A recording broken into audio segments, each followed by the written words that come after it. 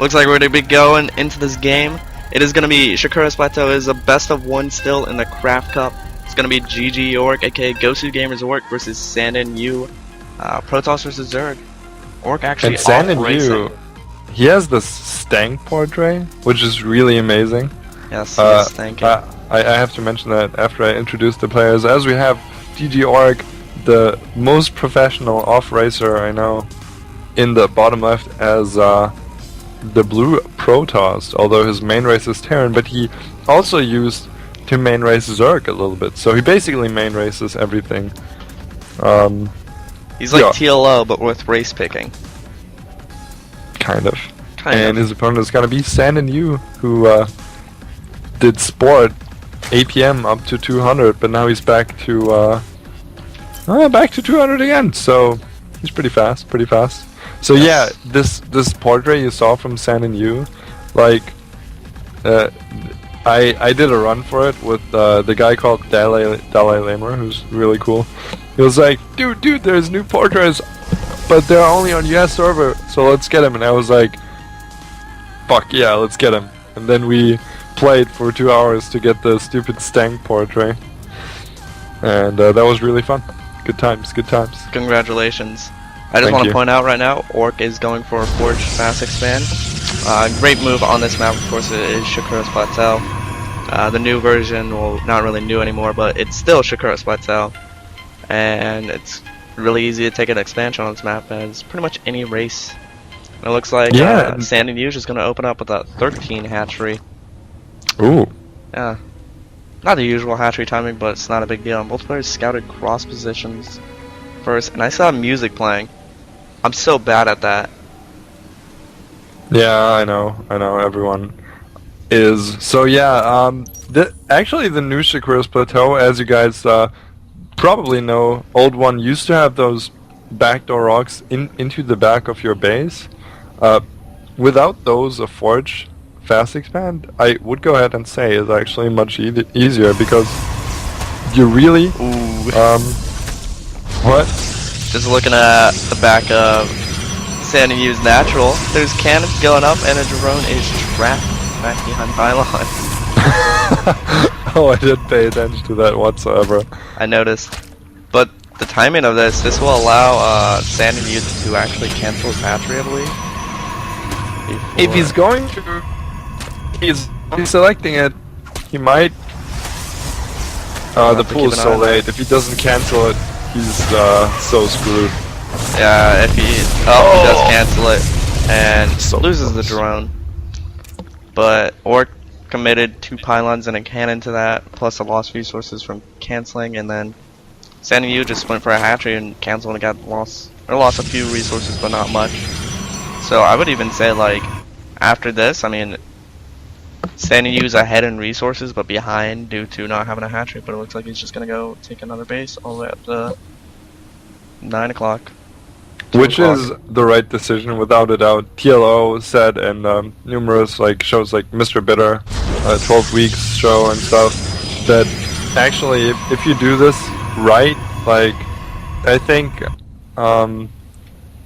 SandnYuu should have maybe cancelled a bit earlier or got the other one earlier. And ooh, SandnYuu actually getting a third hatchery already. So this is kind of greedy, but if Orc doesn't react well to it, it can definitely pay off. So I like how SandnYuu plays this. And as he's like in the mind game department here, if Orc, he's gonna scout this third position, like the 3 o'clock, the upper 3 o'clock, and if he sees it, he might not check for the 1 o'clock position, so he might actually miss that there are 3 hatcheries up already, and if SandnYuu can pull through with that, he's gonna be very, very in a very nice position for the economic game here, I think. That's very true, and currently it looks like Orc is completely walled off. Usually when you see players do this, so they'll just rebuild their cyber core and push out, with a 5-gate timing maybe, or something similar. But they just kill their cyber core and move out. And this allows them to just freely build probes without building any units, due to cannons being really good in this game. So that's kind of good for Orc. But if he does move out, like I said, with that 5-gate timing, he has those pylons in his opponent's natural that he can warp in at if they don't get killed. Yeah, that's a huge advantage that Orc has. He basically has a fortified proxy pylon, and SandnYuu will need roaches to bust through that, or a lot of circlings. Roach is much more efficient though in busting through those little cannon areas, and if he doesn't do that in time, then Orc can just warp in there, as you said, and it's quite nice for him. Yeah. SandnYuu just droning up right now, I think. Not building much, a little bit supply block, but 2 overlords on the way, and now we're gonna see, yep, spending 9 larva on drones, and the Stargate coming up from Orc. Pretty standard with this Forge FE play. The Stargate is a very common transition because it really, like, you sacrifice a lot of map control when you go for such an expansion build, but with the Stargate you can really make up for it quite easily, and I think that's gonna work quite well for Orc. He plays this really well, I think. Yeah, and I'm kind of concerned about SandnYuu. I mean, he's going like all out on gas, but what is he going to be spending his gas on if he doesn't have minerals to actually tech with? I mean, we currently see him with like 6 geysers. I mean, not all of them are mining. One of them only has 2 in it, but still, with all 6 geysers up, what is he going to spend all his gas on? I'm thinking he's just going to go Mutalisk or something with all that gas, which would be kind of good. It'll be a great way to harass his opponent, not allow him to leave at all. But his opponent with a Stargate. The cannon just got an Overlord kill. That's kind of unfortunate for SandnYuu. Supply blocked him actually, and yeah, he needs to be careful with his rally not to let Overlords be killed by the cannon. Kind of bad. Oh, SandnYuu with another 10 drones, and I might not actually agree with that because this is starting to get really greedy. Like, I think Mutas kind of makes sense, like how he's saving up gas right now, but he really needs some staple to rely on right now unit-wise, because he needs to expect something. Infestation pit? What? Oh, okay, this is gonna be interesting. Yeah, really, that actually makes a lot of sense. Like, I mean, he doesn't have the amount of drones to mine all the minerals. I mean, now he's getting saturated, but he can kind of go like fast infestors. Well, not really fast infestors, but he can go infestors into a fast hive with all this gas. I mean, infestors are pretty cheap on the minerals, but pretty expensive on gas. So they'll be great, just all around, especially with anti-air, with their fungal growths, neuroparasite possibly, various different things he can use them for. Indeed, this is. I don't know how this is going to turn out, but it's going to be interesting without a doubt. Phoenix, Void Rain out, very common.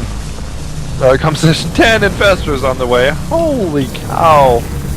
But no pathing lands, so I know he might have wanted to get that earlier, but I don't know. Queen getting picked up out of range of the Spore Crawlers, they're just now going up too, so that's gonna die with the second lift off. Queen does go down. Tons of Lings are out on the field. They do not have speed. Zergling speed is not even on the way. What? Tons of infestors just popped out, but I don't know how he's going to deal with all these Phoenix and Void Rays. If he drops down infested Terrans, he'll just run away. But it looks like he may try to just like bust this or something. I don't know what he's trying to do. Infestor bust. Note that Burrow is done, so that's definitely something to watch out for. But pure infestors, I don't see this working whatsoever. Like, this is just so weird. Well, tons fungal of growth, going down. like, sorry to interrupt, but like fungal growth is kind of beastly, so he can actually do quite a bit of damage with it. But you still need units to supplement, because tons of fungal growth won't do that much. Yep, and here's a fungal on the Phoenixes. Those are most likely going to die as the second fungal goes off. The infested Terran's not attacking the Phoenix right now, but the cannon, which is kind of weird. But there go the Phoenix with the 5th fungal on them, I think. So that was quite an energy investment, but I would say worth the cost. And Hive going up, just as you said, but the infestation pit has been sniped. Get it? Did it? Yeah, it did go down. I don't think it was rebuilt, and I think that's fine. It was rebuilt. Yeah, so, I mean, like, as long as he keeps all his infestors alive, that's good. He won't have to like make any more since he has such a large amount. Ooh, nice fungal, able to catch this Void Ray. He needs a fungal again or else it'll just fly off. Or not. It just dies. And 2 Pestilence, yeah. And GGOurk actually in a weird position right now. He is stuck on 2 bases. I mean, the Zerg SandnYuu could easily expand if he wanted to some base. And yeah, GGOurk is pretty much committed to a 2-base attack here. Killing the Cybercore now, as you predicted. He's not rebuilt. Oh, he has rebuilt already.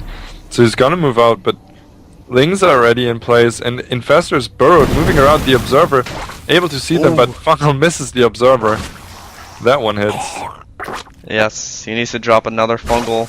There it goes, and it's just gonna die from the fungals. So he's able to do that, and that kind of gives him a huge advantage. I mean, he can move around his Infestors quite nicely now, and he can fungal like from behind, stuff like that. And I would definitely like give the advantage if Orc was to move out right now. Definitely give the advantage to the Zerg player SandnYuu due to these Lings having +1, almost having adrenal glands finished. He is actually looking pretty scary. I mean, Lings, if they get a good surround, are pretty strong. But High Templars are out. I don't think they do not have Storms, so they're mostly just going to be used for feedback, which is a good choice as well. I mean, able to take out like 4 or 5 Infestors quite quickly, and there you go. No this is going to be very critical here. Good force fields. Oh my god, beautiful force fields. Grabbing a ton of things. They burrow though. I like this guy, man. I like SandnYuu. He plays really nicely, very funky, but really nicely. The Observer just now getting rebuilt. That was, I think, a huge mistake by GGOurk not to rebuild that right away as it went down. Note that GGOurk did add 5 more gateways. So this is going to be up to 9 gateways. He has a lot of money. He's going to grab this 3rd here. Pretty gas-starved as he morphed in a lot of Templars, so he's going to make mainly Zealots right now. And Banelings from SandnYuu. This is going to be so awesome, actually. Yeah, he's going Ultras. He has 6 Ultras popping out, or on the way now. With 2 attack going to be done relatively soon, and his 1 armor. It's just like, this is a beastly combination. It really just is such a beastly combination. Like, when I do this all the time, and it's just, you get some fungals off, your Lings come in after the Ultras, and the Ultras just like tank damage and the Lings kill everything. There's no real counter to it from what I've seen. Everything just dies. That's true. But it's a very delicate army for SandnYuu. Like, he needs to get his spells done quite well. The Observer is gonna see the fungals, but the Infestors, but there's an Overseer with them, so he can just fungal the Obs if he needs to. Very nice. And Orb needs to rebuild that immediately, or he's not going to be able to get good feedbacks off. Or will he? He's trying to. A Stalker trying to lead the way for the High Templars to get past the Infested Parent. But it does go down, and if he can land like all 13 of these feedbacks or whatever he has, he can do tons of damage. Right, here we go. High Templars storming the Banelings. Banelings rolling in. The Ultra is doing tons of damage, able to get in the fray, right in the front due to that fungal growth. And Orc just lost his whole army. This is madness, actually. I mean, Orc lost his High Templar. They were out of position. No Infestors really lost for SandnYuu, and he's just streaming in with 3 Ultras and a lot of cracklings. And Blink wasn't utilized by GGOurk, but he was also fungal, so Probes attacking Ultras, what a sad sight. Oh my god, SandnYuu might just kill GGOurk, who I think is the much more renowned player, so quite the upset in a way. Yeah, I mean, when I went into this game, I did not expect SandnYuu to like actually win this, as I've never heard of him. But it's still not over yet. I mean, if we look, SandnYuu's banking a couple thousand gas, but not so much minerals, and can't really produce units without minerals, and so he can't kill his opponent currently.